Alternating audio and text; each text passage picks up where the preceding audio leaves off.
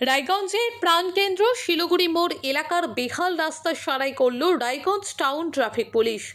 বুধবার ট্রাফিক পুলিশের উদ্যোগে এলাকার বিভিন্ন স্থানে থাকা গর্তগুলিকে ইট দিয়ে বুঝিয়ে দেওয়া হয়। পুলিশ সূত্রে জানা গিয়েছে, শিলিগুড়ি মোড় এলাকার বিভিন্ন জায়গায় রাস্তায় বড় বড় গর্তের সৃষ্টি হয়েছে। এর ফলে যানবাহন চলাচলে ব্যাঘাত ঘটছে, পাশাপাশি বড়সড় দুর্ঘটনার আশঙ্কাও রয়েছে।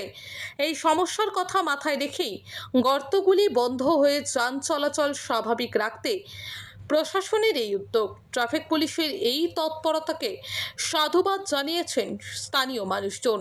তারা বলেন, রাস্তার অবস্থা খুবই খারাপ ছিল, পুলিশ উদ্যোগ নিয়ে কাজ করায় আমরা উপকৃত হয়েছি।